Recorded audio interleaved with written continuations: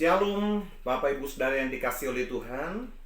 Hari ini adalah hari yang sangat spesial bagi kita orang-orang percaya di seluruh dunia. Karena hari ini kita memperingati kematian Tuhan Yesus di atas kayu salib. Meskipun dalam suasana di tengah-tengah wabah corona yang merebak di seluruh dunia, biarlah makna kematian Tuhan Yesus bagi kita tidak berkurang sedikit pun. Sebelum kita mendengarkan firman Tuhan, mari kita berdoa terlebih dahulu.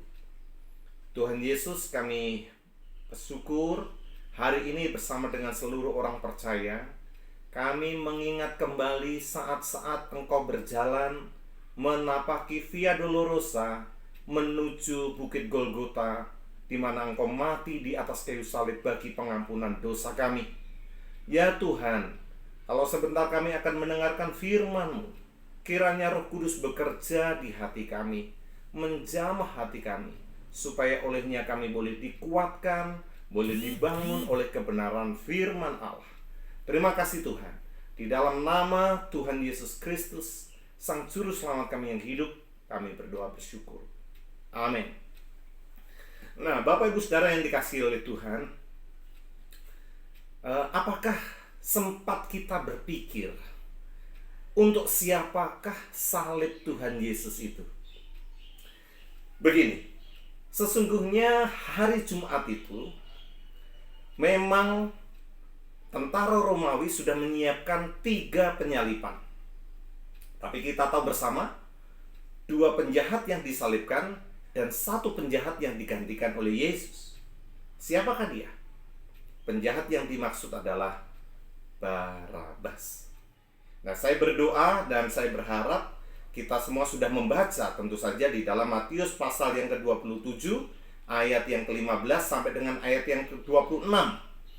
Sebuah kisah yang sangat dramatis, bagaimana Barabas yang seharusnya disalibkan di Golgota, tapi Tuhan Yesus menggantikannya di kayu salib itu. Nah, kisah ini menguatkan konsep tentang substitution atau konsep pengganti, bagaimana Kristus mati di atas kayu salib bagi pengampunan dosa kita. Bapak Ibu Saudara yang dikasihi oleh Tuhan, apakah tujuan Yesus menggantikan kita di kayu salib? Sebetulnya apa maksud Tuhan? Apa tujuan Tuhan sampai dia rela, dia mau mati di atas kayu salib ganti kita? Nah, Bapak Ibu Saudara, yang pertama dari kisah pergantian antara Yesus dengan Barabas ini, kita menarik sebuah pelajaran. Tujuan Tuhan Yesus menggantikan kita mati di atas kayu salib, yang pertama supaya engkau terbebas dari kesalahanmu. Nah, Bapak Ibu Saudara yang dikasihi oleh Tuhan, kita tahu bersama Barabas itu adalah seorang pemberontak. Banyak sekali kesalahan-kesalahan yang dia perbuat. Yang pertama yang disebutkan oleh kitab suci, dia adalah seorang pemberontak. Di dalam Lukas pasal 23 ayat yang ke-19 dikatakan, Barabas ini dimasukkan ke dalam penjara berhubung dengan suatu pemberontakan yang telah terjadi di dalam kota dan karena pembunuhan. Nah, Bapak Ibu Saudara yang dikasihi oleh Tuhan, sesungguhnya apakah hanya Barabas saja yang memberontak sehingga Barabas digantikan kesalahannya itu oleh Tuhan Yesus? Tidak juga. Saudara dan saya sesungguhnya terhitung sebagai pemberontak-pemberontak itu. Dikatakan di dalam Yesaya 53 ayat yang ke-5, tetapi dia tertikam oleh karena pemberontakan kita, dia diremukkan oleh karena kejahatan kita. Ganjaran yang mendatangkan keselamatan bagi kita ditimpakan kepadanya. Oleh bilur-bilurnya kita menjadi sembuh. Bapak Ibu Saudara yang dikasihi Tuhan, kita sudah memberontak kepada Tuhan di hati kita. Kita sudah memberontak kepada Tuhan dengan mengikuti hawa nafsu kita. Kita sudah memberontak kepada Tuhan dengan berjalan menyimpang dari kehendak Tuhan. Dan kita juga bagian dari orang-orang yang digantikan Tuhan Yesus di atas kayu salib.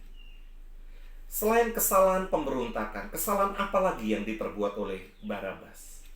Yang kedua, Barabas adalah seorang pembunuh. Dalam ayat yang sama tadi, Lukas 23 ayat yang ke-19, di bagian yang terakhir dikatakan karena pembunuhan. Jadi Barabas ini ditangkap oleh pemerintah Roma karena pemberontakannya dan karena pembunuhan. Kita tahu di masa itu bahwa tidak ada hukum yang dapat membebaskan seorang yang membunuh. Darah harus diganti dengan darah, nyawa harus diganti dengan nyawa. Tapi apakah Barabas sendiri sebagai seorang pembunuh yang digantikan Tuhan Yesus di atas kayu salib? Tidak. Saudara dan saya juga adalah bagian dari pemberontak-pemberontak itu. Lihat, dikatakan di dalam 1 Yohanes pasal 3 ayat yang ke-15. Setiap orang yang membenci saudaranya adalah seorang pembunuh manusia.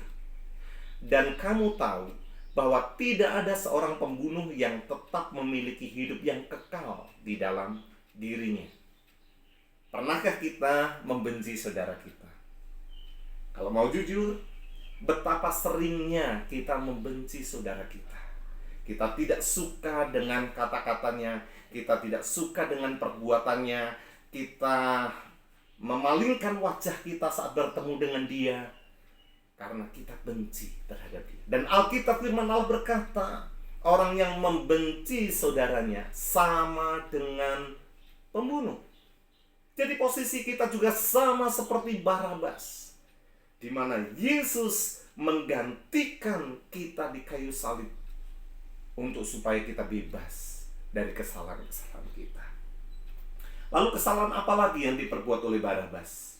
Yang ketiga, Barabas itu disebut sebagai penjahat.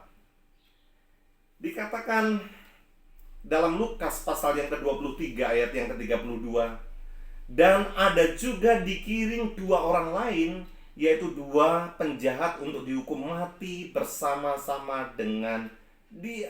Seperti tadi yang sudah saya katakan, bahwa orang yang dihukum mati adalah orang yang dianggap sebagai penjahat oleh pemerintah Roma. Itu hukuman yang sepadan, yang pantas diberikan kepada mereka yang dianggap sebagai penjahat. Tapi yang menarik adalah, apakah hanya Barabas penjahat? Saudara dan saya juga terhitung sebagai penjahat. Yesaya 53 ayat yang kelima juga mengatakan, tetapi dia tertikam oleh karena pemberontakan kita, dia diremukkan oleh karena kejahatan kita. Jadi kita seringkali melakukan kejahatan, kata-kata yang jahat, pikiran-pikiran yang jahat, perbuatan-perbuatan kita yang jahat. Tapi Tuhan Yesus rela menggantikan kita di atas kayu salib supaya kita boleh bebas dari kesalahan itu. Kemudian yang berikutnya apa? Barabas itu terkenal dengan kejahatannya. Di dalam Matius pasal yang ke-27 ayat 16 dikatakan demikian. Dan pada waktu itu ada dalam penjara seorang yang terkenal kejahatannya, yang bernama Yesus Barabas. Kita juga sama dengan Barabas. Seringkali orang mengenal kita bukan karena kebaikan kita. Orang mengenal kita bukan karena perbuatan-perbuatan menolong mereka, tapi orang mengenal kita dengan sifat-sifat perbuatan-perbuatan kita yang jahat. Kita terkenal dengan kejahatan kita, sama seperti Barabas. Tapi Yesus rela, dia mau menggantikan kesalahan kita. Dia mau menggantikan kejahatan kita. Roma pasal 3 ayat 11-12 berkata, tidak ada seorang pun yang berakal budi, tidak ada seorang pun yang mencari Allah. Semua orang telah menyeleweng, Mereka semua tidak berguna, tidak ada yang berbuat baik, seorang pun tidak. Bapak Ibu Saudara yang dikasihi oleh Tuhan, inilah dosa-dosa yang seharusnya kita tanggung. Kita harusnya yang disalib di sana. Oleh karena segala kesalahan kita, segala pemberontakan, pembunuhan, kejahatan kita. Tapi Tuhan Yesus menggantikan kita di kayu salib. Mungkin ada di antara Bapak Ibu Saudara yang masih ingat kisah mengenai Jenderal Samilah dari Rusia pada abad yang ke-20. Bagaimana jenderal ini dikenal sebagai jenderal yang tegas menghukum setiap kesalahan. Nah, satu saat ada laporan, ada pencurian. Dan Jenderal Samilah berkata dengan tegas, orang yang tertangkap mencuri harus dihukum. Tapi betapa terkejutnya dia karena si pencuri itu adalah ibunya sendiri. Nah, ada pergumulan yang besar di hati Jenderal Samilah. Kalau dia tidak menghukum ibunya, maka orang akan berkata bahwa dia adalah seorang jenderal yang tidak adil.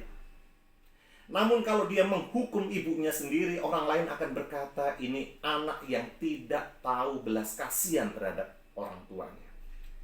Nah, dalam pergumulan-pergumulan itu akhirnya satu hari yang sudah ditentukan, dia menyuruh Algujo membawa ibunya ke alun-alun, dan dia menyuruh untuk menghukumnya dengan hukuman cambuk.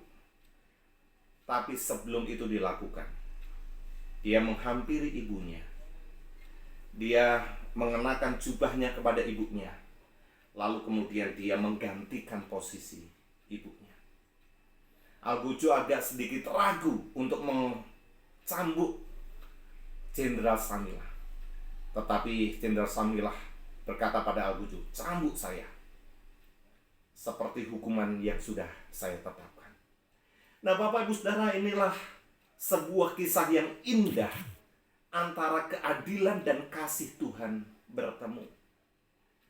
Engkau dan saya sudah banyak berbuat kesalahan. Kita membenci saudara kita sama dengan membunuh. Kita terhitung sebagai orang yang memberontak. Kita terhitung orang yang melakukan kejahatan. Kita orang yang terkenal melakukan kejahatan. Kita harusnya dihukum. Tapi Tuhan Yesus menggantikan kita. Dia mati di atas kayu salib, supaya olehnya engkau bebas dari kesalahanmu. Luar biasa, bukan? Ini sebuah kisah yang sangat indah. Nah, yang kedua, apa tujuan Tuhan Yesus menggantikan kita di atas kayu salib? Yang kedua, Tuhan Yesus menggantikan kita di kayu salib supaya kita dibenarkan di hadapan Tuhan. Nah, Bapak Ibu Saudara yang dikasihi Tuhan, ada kata Yunani untuk istilah mengganti, yaitu dengan dua kata depan, huper dan anti. Kata huper dan anti itu menunjukkan menggantikan tempat, menggantikan posisi, dan menggantikan diri kita. Jadi ketika Tuhan Yesus mati di atas kayu salib, dia menggantikan tempat kita, dia menggantikan posisi kita, dia menggantikan diri kita. Kata ini dipakai oleh Rasul Paulus dalam suratnya kepada Filemon. Dia berkata bertemu dengan Onesimus, budak dari Filemon yang melarikan diri. Dan Paulus bertemu di dalam penjara. Dan Paulus berkata betapa berharganya Onesimus bagi dia, karena Onesimus melayani Paulus selama dia di penjara. Dia berkata, Onesimus ada di sini untuk menggantikan kamu. Harusnya Filemon yang melayani dia. Mengapa? Karena Filemon diselamatkan oleh karena pemberitaan Injil dari Rasul Paulus. Filemon berhutang kepada Rasul Paulus, tetapi posisinya diganti dengan Onesimus hambanya. Jadi ini sebuah pemahaman mengenai konsep pengganti. Nah, di dalam Matius pasal 27 dalam ayat yang kita renungkan hari ini, ayat yang ke-26 dikatakan begini, lalu ia membebaskan Barabas bagi mereka. Tetapi Yesus disesahnya lalu diserahkannya untuk disalibkan. Barabas dibebaskan, Yesus diserahkan untuk disesah dan disalibkan. Jadi sebuah pertukaran, sebuah pergantian yang kita lihat di sini. Barabas itu sama seperti kita, yaitu bahwa Tuhan Yesus juga mati di tempat kita. Sama seperti Barabas, kita telah dibebaskan karena Kristus menjadi pengganti bagi kita. Dia menjadi kutuk karena kita. Seperti yang dikatakan dalam Galatia pasal yang ketiga ayat 13. Kristus telah menebus kita dari kutuk hukum Taurat dengan jalan menjadi kutuk karena kita. Sebab ada tertulis, terkutuklah orang yang digantung pada kayu salib. Jadi Yesus menggantikan tempat kita, posisi kita, supaya kita dapat dibenarkan di hadapan Allah. Paulus juga berkata di dalam 2 Korintus pasal 5:21, Dia yang tidak mengenal dosa telah dibuatnya menjadi dosa karena kita, supaya dalam Dia kita dibenarkan oleh Allah. Kristus sama sekali tidak pernah tersentuh oleh dosa. Dia tidak mengenal dosa, tapi Kristus telah dibuat menjadi dosa karena memikul hukuman dosa kita. Supaya apa? Di sini dikatakan, supaya di dalam Dia kita dibenarkan oleh Allah. Bapak Ibu Saudara, ini sebuah kebenaran yang begitu indah. Lalu Petrus juga berkata dalam 1 Petrus pasal 3 ayat 18, sebab juga Kristus telah mati sekali untuk segala dosa kita. Ia yang benar untuk orang-orang yang tidak benar, supaya ia membawa kita kepada Allah. Ia yang telah dibunuh dalam keadaannya sebagai manusia, tetapi yang telah dibangkitkan menurut roh. Dari ayat-ayat ini jelas bahwa Kristus menggantikan kita di kayu salib, supaya kita dapat dibenarkan di hadapan Allah. Bapak Ibu Saudara, saat kita memandang kepada salib, seharusnya kita berkata, itu adalah tempat saya. Seharusnya kepala saya yang dimahkotai duri, karena seringkali kepala saya memikirkan perkara-perkara yang tidak benar. Tapi kepala Yesus menggantikan kepala saya yang dimahkotai duri. Seharusnya tangan saya yang dipaku, karena tangan saya betapa seringnya melakukan kejahatan-kejahatan. Tapi tangan Tuhan Yesus yang dipaku menggantikan tangan saya. Seharusnya kaki saya yang dipaku, karena kaki saya sering melangkah kepada hal-hal yang tidak benar, hal-hal yang tidak kudus. Tapi kaki Yesus yang dipaku menggantikan saya. Seharusnya lambung saya yang ditusuk tombak, lambang hati, karena hati kita penuh dengan kecemaran, kenajisan, tapi Yesus menggantikan saya.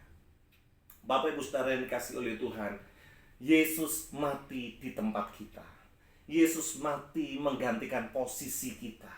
Yesus mati menggantikan diri kita, supaya olehnya kita dapat dibenarkan di hadapan Allah.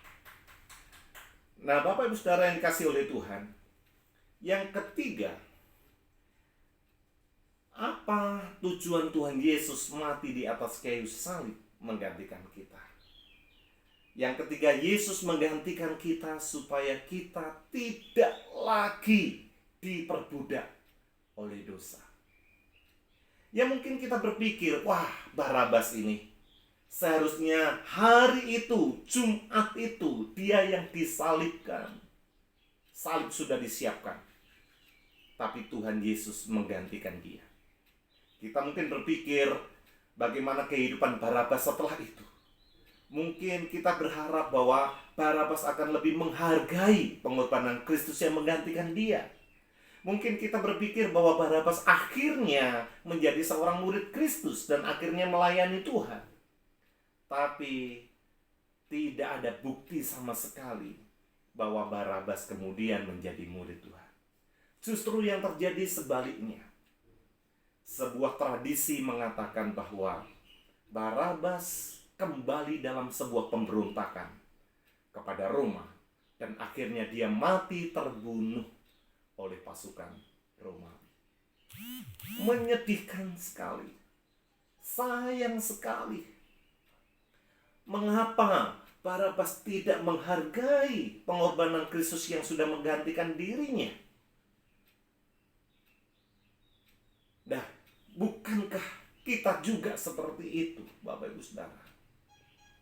Kita tidak menghargai pengorbanan Kristus bagi kita yang sudah mati di atas kayu salib. Dalam Roma 4 ayat 25 berkata, Yesus itu sudah diserahkan untuk dibunuh karena dosa-dosa kita. Lalu ia dihidupkan kembali oleh Allah untuk memungkinkan kita berbalik dengan Allah, dalam terjemahan bahasa Indonesia sehari-hari. Jadi Tuhan ingin setelah dia menggantikan kita, kita tidak lagi diperbudak oleh dosa. Kita tidak kembali kepada kehidupan kita yang lama, tidak kembali kepada pemberontakan kita, tidak kembali kepada pembunuhan, yaitu membenci saudara-saudara kita atau melakukan dosa-dosa yang lain. Tapi Tuhan mau supaya kita selalu ingat akan pengorbanan Dia yang sudah menggantikan kita. Ada sebuah film yang indah, box office ya, dari Hollywood, berjudul Saving Private Ryan, yang dibintangi oleh Tom Hanks. Mungkin sebagian besar dari kita sudah menontonnya. Itu film yang luar biasa. Bagaimana Tom Hanks yang pada waktu itu membintangi seorang komandan yang membawai beberapa anak buahnya, lalu kemudian disuruh untuk menyelamatkan seorang yang bernama Ryan di medan pertempuran. Mengapa?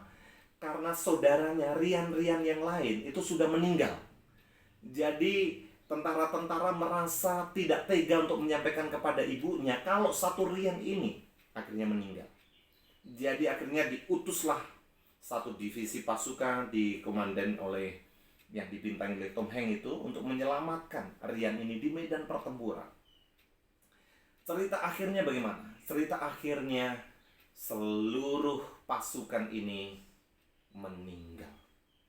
Terakhir sang komandan itu, sebelum dia menghembuskan nafas terakhir, dia berkata pada Ryan yang diselamatkan itu dengan berkata, jangan pernah sia-siakan pengorbanan ini.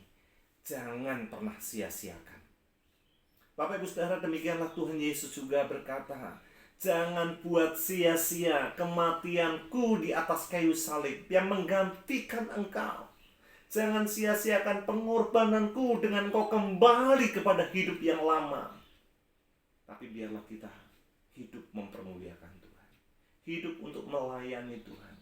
Hidup untuk menghasilkan buah bagi hormat dan kemuliaan nama Tuhan. Untuk siapakah salib itu?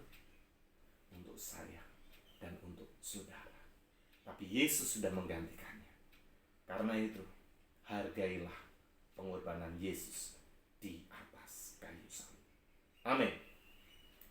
Nah, Bapak Ibu Saudara yang dikasihi oleh Tuhan, kita akan mengadakan perjamuan kudus.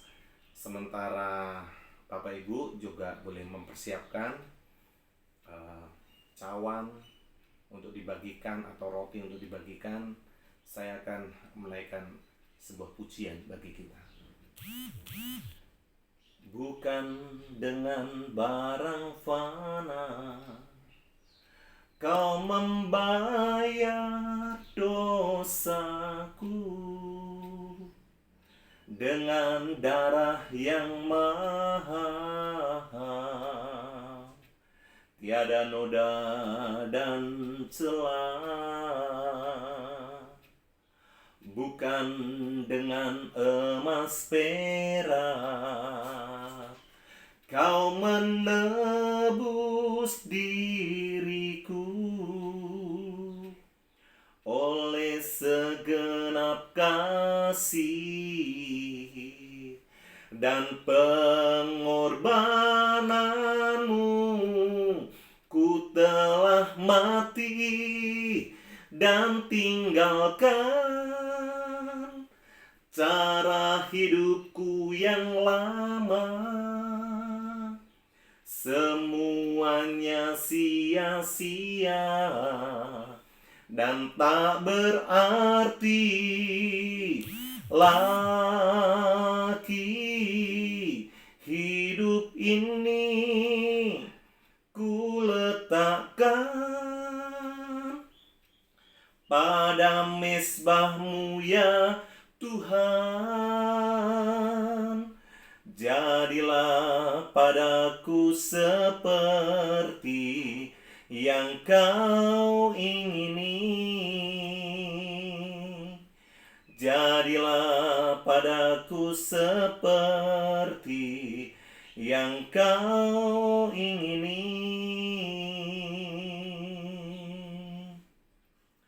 Nah, Bapak Ibu Saudara yang dikasihi oleh Tuhan, mari kita persiapkan hati kita untuk mengadakan perjamuan kudus di rumah kita masing-masing. Kita percaya Tuhan hadir di rumah-rumah kita, dan Tuhan berkenan untuk menyatakan kuasanya, lawatannya melalui perjamuan kudus ini. Kita berdoa. Tuhan Yesus, sucikan dan kuduskanlah hati kami, untuk kami siap menerima perjamuan kudus. Adalah lambang dari tubuh dan darah-Mu. Bapa kami dalam surga, kuduskan setiap kami, dan berkatilah perjamuan kudus di setiap rumah-rumah jemaat-Mu. Biar hadirat Tuhan turun atas kami semua. Dalam nama Tuhan Yesus kami berdoa. Haleluya. Amin. Mari Bapak Ibu Saudara, kita angkat roti di tangan kita. Roti ini adalah lambang tubuh Tuhan Yesus yang diserahkan bagi kita. Renungkanlah, bayangkanlah bahwa tubuh Tuhan Yesus dicambuk, didera, dipaku, dimahkotai duri, ditusuk tombak. Tubuhnya dihancurkan adalah supaya memikul hukuman dosa kita. Sebelum kita makan roti ini bersama-sama, dengarkanlah firman Allah yang berkata demikian. Sebab apa yang telah kuteruskan kepadamu telah aku terima dari Tuhan, yaitu bahwa Tuhan Yesus pada malam waktu ia diserahkan mengambil roti, dan sesudah itu ia mengucap syukur atasnya. Ia memecah-mecahkannya dan berkata, inilah tubuhku yang diserahkan bagi kamu. Perbuatlah ini menjadi peringatan akan aku. Mari bersama-sama kita makan roti yang adalah lambang tubuh Tuhan Yesus yang telah diserahkan bagi kita. Dalam nama Tuhan Yesus.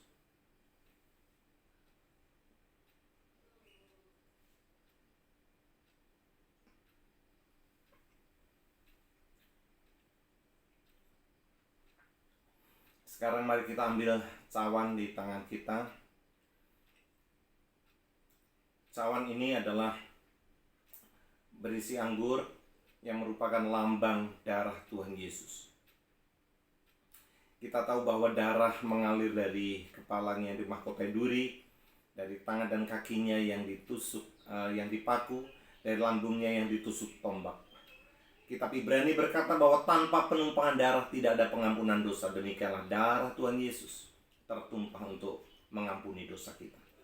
Sebelum kita minum bersama-sama, dengarkanlah firman Allah yang berkata, demikian juga ia mengambil cawan sesudah makan lalu berkata, cawan ini adalah perjanjian baru yang dimeteraikan oleh darahku.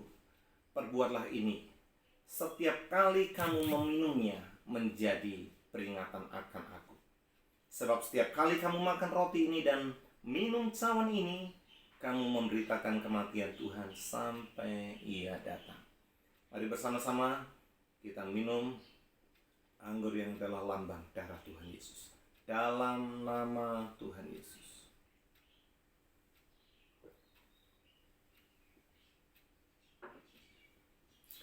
Mari kita berdoa.